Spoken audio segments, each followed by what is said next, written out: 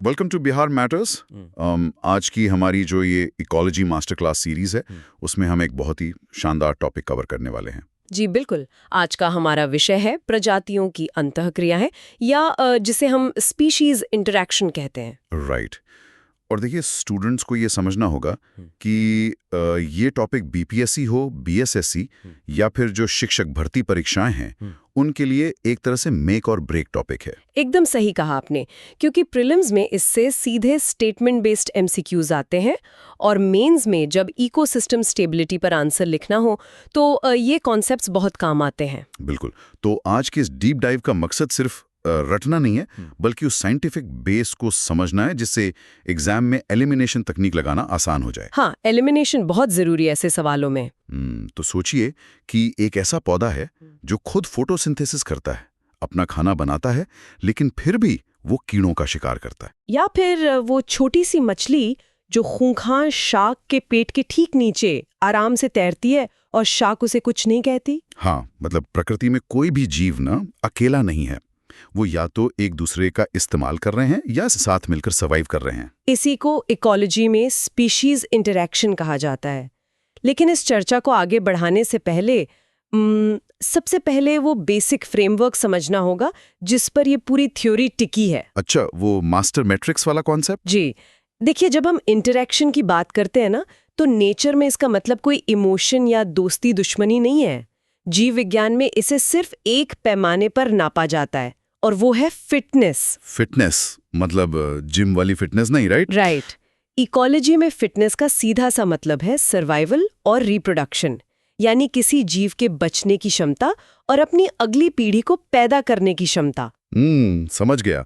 यानी जो भी इंटरैक्शन किसी जीव को ज्यादा समय तक जिंदा रखेगा और रिप्रोडक्शन में मदद करेगा वो उसके लिए पॉजिटिव है। बिल्कुल। और जो इसमें रुकावट डालेगा वो नेगेटिव है। तो इसे हम एक तरह की बैलेंस शीट मान सकते हैं, जैसे किसी बिजनेस में प्रॉफिट और लॉस का खाता होता है। एकदम परफेक्ट एनालॉजी है ये। प्रकृति की इस बैलेंस शीट में एक मास्टर मैट्रिक्स है। इसमें प्रजातियां फायदे में रह सकती हैं जिसे हम प्लस कहते हैं, नुकसान में जा सकती हैं जिसे माइनस कहते हैं, या फिर एकदम न्यूट्रल रह सकती हैं जिसे 0 या 0 का दर्जा दिया जाता है। तो इस मास्टर मैट्रिक्स में टोटल कितने तरह के खाते या इंटरैक्शंस होते हैं? देखिए, मेनली 6 तरह की अंतःक्रियाएं होती हैं। इनको हम इनके नेट इफेक्ट के बेसिस पर बांटते हैं। पहला है म्यूचुअलिज्म, जहां दोनों प्रजातियों को फायदा होता है, यानी प्लस प्लस। हाँ, मतलब दोनों विन विन सिचुएशन में है। बिल्कुल। दूसरा है कमेंसलिज्म, यहाँ एक को फायदा होता है और दूसरे को कोई फर्क नहीं पड़ता, मतलब प्लस और 0। अच्छा, और तीसरा? तीसरा है पैरासिटिज्म, यानी परजीविता। इसमें परजीवी को लाभ होता है और होस्ट को नुकसान, तो ये हुआ प्लस और माइनस। और प्रेडेशन भी तो शायद ऐसा ही होता है ना? हाँ। चौथा है प्रेडेशन या परभक्षण, जहां शिकारी को फायदा है और शिकार मारा जाता है, ये भी प्लस और माइनस ही है। राइट। पांचवा है कंपटीशन या प्रतिस्पर्धा, जहां संघर्ष में दोनों का नुकसान होता है, यानी माइनस माइनस। और छठा है अमेंसलिज्म, जहां एक को नुकसान होता है और दूसरी प्रजाति पूरी तरह अप्रभावित रहती है, यानी माइनस और 0। तो यही वो 6 इंटरैक्शंस हैं जो पूरी दुनिया का इकोसिस्टम चला रहे हैं। जी बिल्कुल। तो चलिए इस बैलेंस शीट के सबसे पॉजिटिव हिस्से से शुरू करते हैं, म्यूचुअलिज्म, जहां दोनों को फायदा हो रहा है, प्लस प्लस। मुझे अक्सर एक डाउट रहता है कि क्या नेचर में हमेशा ऐसी बराबर की हिस्सेदारी होती है? ये बहुत ही वैलिड डाउट है। जैसे मैंने लाइकेन के बारे में पढ़ा है, जहां फंगस और एल्गी को एक दूसरे की बहुत सख्त जरूरत होती है। तो क्या म्यूचुअलिज्म हमेशा जिंदगी और मौत का सवाल होता है? यहीं पर ना एस्पिरेंट सबसे ज्यादा गलती करते हैं और यहीं से यूपीएससी या बीपीएससी अपने ट्रैप वाले क्वेश्चन सेट करता है। अच्छा, वो कैसे? देखिए, म्यूचुअलिज्म हमेशा ऑब्लिगेटरी यानी अनिवार्य नहीं होता। इसके 2 मुख्य प्रकार हैं, ऑब्लिगेट और फैकल्टेटिव। लाइकेन ऑब्लिगेट म्यूचुअलिज्म का क्लासिक उदाहरण है। फंगस नमी रोक सकता है लेकिन खाना नहीं बना सकता। एल्गी फोटोसिंथेसिस से खाना बना सकती है लेकिन फंगस की सुरक्षा के बिना सूख जाएगी। तो मतलब दोनों ने एक तरह से एक दूसरे में अपना विलय कर लिया है। जी, अगर आप इन्हें अलग करेंगे तो दोनों मर जाएंगे। ये ऑब्लिगेट है। लेकिन फैकल्टेटिव में ऐसा नहीं होता। वहाँ दोनों को एक दूसरे से फायदा तो है, लेकिन वो एक दूसरे के बिना सरवाइव भी कर सकते हैं। इसका कोई एग्जाम्पल? सबसे बेस्ट एग्जाम्पल है पॉलिनेशन या परागण। एक मधुमक्खी को फूल से नेक्टर मिलता है और फूल का परागण हो जाता है। दोनों को फायदा है, प्लस प्लस। हाँ, लेकिन अगर वो फूल ना मिले तो मधुमक्खी किसी और फूल पे चली जाएगी, वो मरेगी नहीं। बिल्कुल सही पकड़े आप। ये गठबंधन लाभदायक है, पर जिंदगी मौत का सवाल नहीं है। ये जो डिफरेंस है ना, ये बहुत क्रूशल है।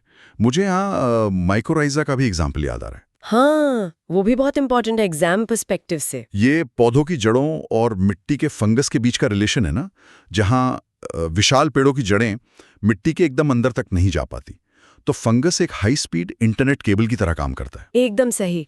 फंगस मिट्टी से जिंक और फास्फोरस खींचकर पेड़ को देता है और बदले में पेड़ उसे कार्बोहाइड्रेट देता है। और इंसानों में भी तो ये होता है। हमारे पेट में जो गट बैक्टीरिया है, जी हाँ, वो बैक्टीरिया हमारा वो खाना पचाते हैं जो हम खुद नहीं पचा सकते, और बदले में उन्हें हमारे शरीर में एक सेफ जगह मिल जाती है। ये भी म्यूचुअलिज्म ही है। तो ये तो हो गया प्लस प्लस। अब कमेंसलिज्म की बात करते हैं, जो प्लस और जीरो है। बिल्कुल। इसमें एक को फायदा होता है और दूसरे पर कोई असर नहीं पड़ता। ये इंटरैक्शन ना असल में एनर्जी कंजर्वेशन के सिद्धांत पर काम करता है। Energy conservation? वो कैसे? वो शार्क और रिमोरा मछली का उदाहरण लेते हैं, जिसके बारे में आपने शुरू में बोला था। हाँ, वो छोटी मछली जो शार्क के साथ तैरती है। रिमोरा शार्क के शरीर के नीचे तैरती है। जब शार्क शिकार करती है तो खाने के छोटे छोटे टुकड़े पानी में बिखर जाते हैं। रिमोरा उन्हें खा लेती है, तो रिमोरा को तो मुफ्त का खाना और शार्क से सुरक्षा मिल रही है, उसका तो प्लस हो गया। लेकिन यहाँ एक सवाल है। शार्क को इस बात से चिढ़ नहीं होती कि कोई उसके शिकार का हिस्सा खा रहा है? वो उस छोटी मछली को खा क्यों नहीं लेती? देखिए, यही तो इवोल्यूशन का कमाल है। शार्क अगर उस छोटी सी रिमोरा को पकड़ने जाएगी तो उसकी जितनी एनर्जी खर्च होगी ना, उससे मिलने वाला पोषण उसके बराबर भी नहीं होगा। ओह अच्छा, मतलब वो घाटे का सौदा है शार्क के लिए। बिल्कुल। तो शार्क के लिए बेस्ट स्ट्रैटेजी यही है कि वो रेमोरा को इग्नोर कर दे। शार्क पर रेमोरा का कोई असर नहीं पड़ता, तो वो जीरो पर है। इसे एनर्जी न्यूट्रलिटी कहते हैं। वाओ, मतलब नेचर में सहयोग के पीछे भी एनर्जी बचाने का ही पूरा गणित चल रहा है। एकदम। लेकिन अगर सहयोग करना इतना ही फायदेमंद है तो हर कोई सहयोगी क्यों नहीं करता? शायद इसलिए क्योंकि रिसोर्सेज लिमिटेड हैं। जी, और जब खाना या जगह कम पड़ती है, तभी तो ये शोषक अंतःक्रियाएं या एक्सप्लॉयटेटिव इंटरैक्शंस शुरू होते हैं, जैसे पैरासिटिज्म और प्रेडेशन। अब यहाँ मुझे ना एक बहुत बड़ा डाउट है, जो कई स्टूडेंट्स को भी होता होगा। बताइए। देखिए, पैरासिटिज्म यानी परजीविता और प्रेडेशन यानी परभक्षण, दोनों में ही नेट इफेक्ट प्लस और माइनस है। एक को फायदा, दूसरे का नुकसान। हाँ, मैथमेटिकली दोनों सेम है। तो फिर एग्जाम के नजरिए से या साइंटिफिकली इन दोनों में मेन टेक्निकल डिफरेंस क्या है? ये बहुत ही बढ़िया सवाल है।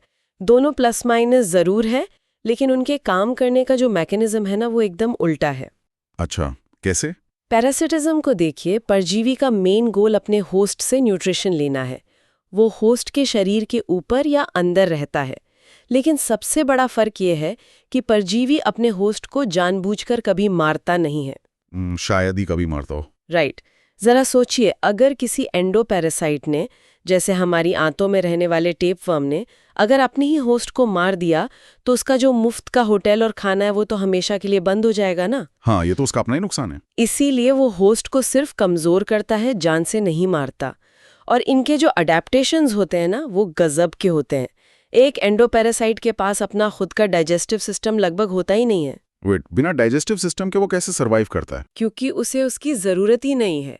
वो सीधा आंतों में रहता है, जहाँ खाना पहले से ही पचा हुआ है। वो बस अपनी स्किन से उस पचे हुए खाने को सोख लेता है। ओह, तो वो अपना पाचन तंत्र बनाने वाली एनर्जी बचा लेता है। एकदम सही। और उस बची हुई पूरी एनर्जी को वो अपनी रिप्रोडक्शन में लगा देता है। इसीलिए इन परिजीवियों की जो प्रजनन दर होती है वो बहुत हाई होती है। ये तो बहुत ही स्मार्ट स्ट्रेटेजी है। और इसमें एक बहुत इंटरेस्टिंग केस है ब्रूड पैरासिटिज्म का। कोयल और कौवे की कहानी तो सुनी होगी सबने। हाँ हाँ, वो कि कोयल अपना घोंसला नहीं बनाती, सीधे कौवे के घोंसले में अंडे दे देती है। बिल्कुल। लेकिन कौवा तो बहुत चालाक माना जाता है, वो कोयल के अंडे को बाहर क्यों नहीं फेंक देता? इसके पीछे एग मिमिक्री और इवोल्यूशनरी लैग का सिद्धांत काम करता है। हजारों सालों के इवोल्यूशन में कोयल ने अपने अंडों का रंग और साइज बिल्कुल कौवे के अंडों जैसा कर लिया। तो कौवा पहचान ही नहीं पाता। हाँ, और जब कोयल का बच्चा बाहर आता है तो वो अक्सर कौवे के असली बच्चों को घोंसले से नीचे गिरा देता है ताकि कौवा जो भी खाना लाए वो सिर्फ उसे मिले। यहाँ कोयल फायदे में है और कौवे की पूरी एनर्जी वेस्ट हो रही है। मतलब नेचर काफी क्रूर भी हो सकती है।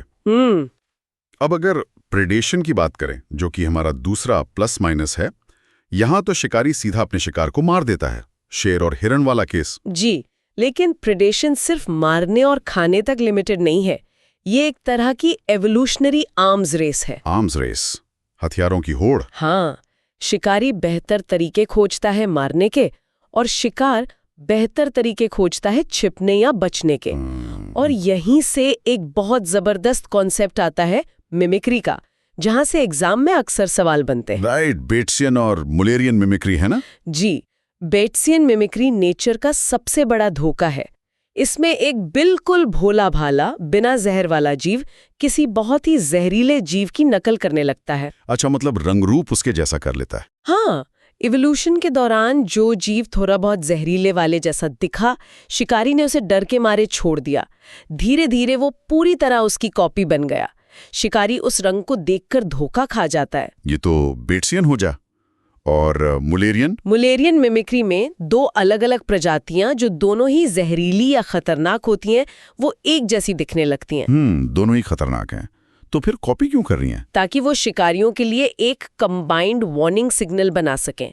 अगर शिकारी ने एक बार उस रंग की जीव को खाकर उल्टी की तो वो भविष्य में उस रंग वाले किसी भी जीव को नहीं छुएगा। दोनों का फायदा हो गया। ये तो एकदम जॉइंट वेंचर जैसा हो गया। बिल्कुल। अच्छा, प्रेडेशन में एक स्पेशल केस और है जिसे अक्सर हम लोग इग्नोर कर देते हैं। कीट भक्षी पौधे, यानी इंसेक्टिवोरस प्लांट्स। ओहो, ये बहुत इंपॉर्टेंट पॉइंट उठाया आपने। जैसे वीनस फ्लाई ट्रैप या पिचर प्लांट, ये हरे होते हैं, फोटोसिंथेसिस भी करते हैं।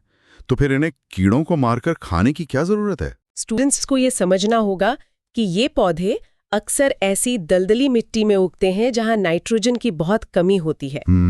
खाना तो ये धूप से बना लेते हैं, लेकिन प्रोटीन बनाने के लिए जो नाइट्रोजन चाहिए वो इन्हें कीड़ों का शिकार करके ही मिलता है। इसीलिए इकोलॉजी में इसे भी प्रेडेशन माना जाता है। बहुत ही बढ़िया पॉइंट है ये। चलिए, अब तक तो हमने वो इंटरेक्शन देखे जहां कम से कम किसी एक को तो फायदा हो रहा था। हाँ, अब बैलेंस शीट के उस हिस्से पर आते हैं जहां सिर्फ नुकसान है, कंपटीशन या प्रतिस्पर्धा। माइनस। जी, जब दो प्रजातियां एक ही लिमिटेड रिसोर्स जैसे खाने या जगह के लिए लड़ती हैं। जी। और इसमें एक प्रिंसिपल है जो बार बार एग्जाम में पूछा जाता है, गॉस का कॉम्पिटिटिव एक्सक्लूजन प्रिंसिपल। गॉस का सिद्धांत। ये सिद्धांत कहता है कि कोई भी दो प्रजातियां एक ही नीश और एक ही सीमित संसाधन के साथ बहुत लंबे समय तक एक ही जगह पर नहीं रह सकती। मतलब एक म्यान में दो तलवारें नहीं रह सकती। तो इसका एंड रिजल्ट क्या होता है? प्रकृति इसे कैसे सॉल्व करती है? इसके दो ही समाधान हैं। पहला है कॉम्पिटिटिव एक्सक्लूजन। जो प्रजाति कमजोर होगी वो उस इलाके से पूरी तरह बाहर हो जाएगी या एक्सटिंक्ट हो जाएगी, खत्म हो जाएगी। और दूसरा समाधान? दूसरा और ज्यादा समझदारी वाला रास्ता है रिसोर्स पार्टीशनिंग, मतलब संसाधनों का बंटवारा। डार्विन की फिंच पक्षियों का एग्जाम्पल इसका सबसे सटीक उदाहरण है। वो गैलापागोस आइलैंड वाली चिड़ियां? जी, एक ही जगह रहने वाली इन चिड़ियों ने पीढ़ियों के बाद अपनी चोंच का साइज ही बदल लिया। किसी ने बड़ी चोंच बना ली ताकि वो कठोर बीज तोड़ सके, और किसी ने पतली चोंच बना ली कीड़े पकड़ने के लिए। बिल्कुल, उन्होंने अपना खाना ही अलग कर लिया ताकि आपस में लड़ाई ना हो। इसे अगर मैं स्टूडेंट्स के लिए एकदम सिंपल डेली लाइफ के एग्जाम्पल से समझाऊं तो सोचिए, एक ही सड़क पर दो दुकानें हैं जो बिल्कुल सेम सामान बेच रही हैं। अगर वो एक ही नीच में काम करेंगी तो उनमें प्राइस वॉर शुरू हो जाएगा और आखिर में एक को दिवालिया होना पड़ेगा। ये गॉस का एक्सक्लूजन है। राइट। लेकिन अगर वो समझदार हैं तो वो रिसोर्स पार्टीशनिंग कर लेंगी। एक दुकान से प्रीमियम महंगा सामान बेचेगी और दूसरे सिर्फ सस्ता बजट वाला। दोनों का मार्केट अलग, दोनों जिंदा रहेंगी। एकदम परफेक्ट एग्जाम्पल। और यही चीज एस्पिरेंट्स के साथ भी होती है। जब एक ही पोस्ट के लिए बहुत ज्यादा कंपटीशन होता है तो कुछ स्टूडेंट्स अपना ऑप्शनल सब्जेक्ट बदल लेते हैं या किसी और एग्जाम पर फोकस शिफ्ट कर लेते हैं ताकि वो सीधे टकराव से बच सकें। खैर, अब हमारी मैट्रिक्स की आखिरी अंतक्रिया बची है, अमेंसिलिज्म, माइनस और जीरो। अमेंसिलिज्म ना एक तरह का एक्सीडेंटल डैमेज है। एक को भारी नुकसान होता है और दूसरा बिल्कुल न्यूट्रल रहता है। जैसे पेनिसिलियन फंगस का केस। बिल्कुल, ये फंगस कुछ ऐसे केमिकल छोड़ता है जो आसपास के बैक्टीरिया को मार देते हैं। बैक्टीरिया का तो नुकसान हो गया, माइनस। लेकिन इस प्रोसेस से फंगस को कोई फायदा या नुकसान नहीं होता, वो जीरो पर है। और इसी से अलेक्जेंडर फ्लेमिंग ने पेनिसिलिन की खोज की थी। गजब है। एक छोटे से एक्सीडेंटल इंटरेक्शन ने पूरी मेडिकल साइंस बदल दी। तो हमने ये 6 इंटरेक्शंस तो समझ लिए हैं। लेकिन इकोसिस्टम सिर्फ 2 जीवों की कहानी तो है नहीं? नहीं, ये एक पूरा जाल है। और जब ये इंटरेक्शंस जुड़ते हैं तो कुछ हाई लेवल कॉन्सेप्ट बनते हैं जो अक्सर मैच द फॉलोइंग वाले क्वेश्चन में आते हैं। राइट। इनमें सबसे ज्यादा कंफ्यूज करने वाला होता है निच और हैबिटेट के बीच का फर्क। इसे उसी बाजार वाले एग्जाम्पल से समझते हैं। हैबिटेट किसी जीव का एड्रेस या पता है, वो पूरा बाजार जहां कई जीव रहते हैं, जैसे एक तालाब। लेकिन नीशे उस जीव का स्पेसिफिक प्रोफेशन या रोल है। वो क्या खाता है, दिन में एक्टिव रहता है या रात में।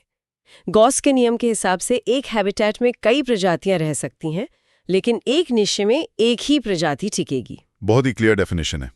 इसके अलावा कीस्टोन प्रजाति भी तो एक कॉन्सेप्ट है। कीस्टोन का मतलब पुरानी इमारतों के आर्च का वो बीच वाला पत्थर होता है ना, जिसे निकालने तो पूरी बिल्डिंग गिर जाएगी। एकदम वही चीज नेचर में भी होती है।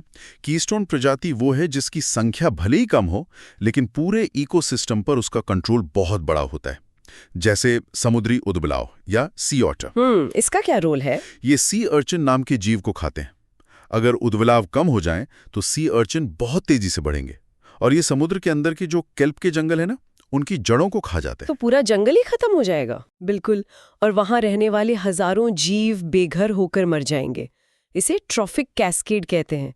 एक प्रजाति के हटने से पूरा इकोसिस्टम कोलैप्स कर गया। बाघ या टाइगर भी जंगल में यही काम करते हैं, शाकाहारियों को कंट्रोल करके जंगल को खत्म होने से बचाते हैं। इसके उल्टे एक इन्वेजिव प्रजाति भी तो होती है जो बाहर से आती है और पूरे इकोसिस्टम को निगल जाती है। जी, क्योंकि जब ये नए इलाके में आती है तो इसका कोई नेचुरल शिकारी वहां होता नहीं है। भारत में जल कुंभी या वाटर हायसिंथ इसका बहुत खतरनाक उदाहरण है। हाँ, वो तालाबों में पूरी तरह फैल जाती है, पानी की सतह को कवर कर लेती है जिससे धूप नीचे नहीं जाती और सारी ऑक्सीजन सोख लेती है। मछलियां बेचारी दम घुटकर मर जाती हैं। और यही बात हमें आज की चर्चा के सबसे बड़े कंक्लूजन पर लाती है, इकोलॉजिकल स्टेबिलिटी, पारिस्थितिकी तंत्र की स्थिरता। कोई भी इकोसिस्टम तभी स्टेबल रहेगा जब उसमें हाई बायोडाइवर्सिटी यानी जैव विविधता होगी। विविधता जितनी ज्यादा होगी, फूड वेब उतना ही कॉम्प्लेक्स होगा। अगर एक प्रजाति खत्म भी हो जाए तो शिकारियों के पास खाने के दूसरे ऑप्शन होंगे। और यही बायोडाइवर्सिटी ही नेचर को बीमारियों या क्लाइमेट चेंज के झटके सहने की ताकत देती है।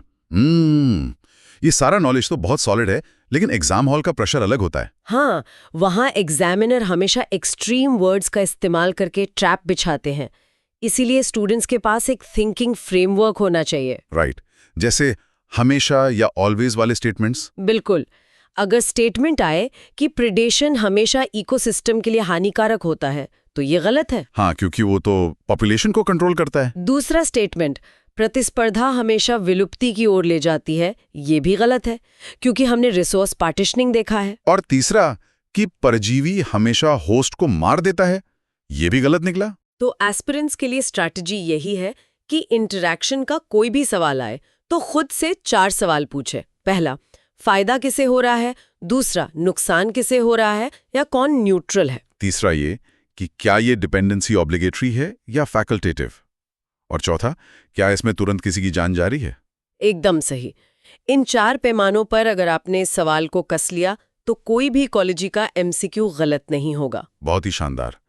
आज के इस डीप डाइव को वाइंड अप करते हुए हम कह सकते हैं कि जो कॉन्सेप्ट हमने डिस्कस किए हैं, गॉस का सिद्धांत, ब्रूड पैरासाइटिज्म या कीस्टोन प्रजातियां, ये बीपीएससी और बीएसएससी जैसी परीक्षाओं के लिए संजीवनी का काम करेंगे। स्टूडेंट्स को बस इन पॉइंट्स का बार-बार रिवीजन करना है। बिल्कुल। ये इकोलॉजी मास्टर क्लास सीरीज आने वाले सेशंस में भी जारी रहेगी। लेकिन जाने से पहले मैं चाहता हूं कि हमारे लिसनर्स एक बात पर सोचें। हमने प्रेडेशन और स्टेबिलिटी की बात की। अब जरा सोचिए, मान लीजिए किसी जादू से दुनिया के सारे प्रीडेटर्स, शेर, बाघ, भेड़िए अचानक गायब हो जाएं, तो क्या शिकार प्रजातियां जैसे हिरन हमेशा के लिए सुखी हो जाएंगी? बहुत ही इंटरेस्टिंग सवाल है। या फिर वो अपनी बढ़ती आबादी से पूरे जंगल को चरकर अपनी ही दुनिया नष्ट कर देंगी?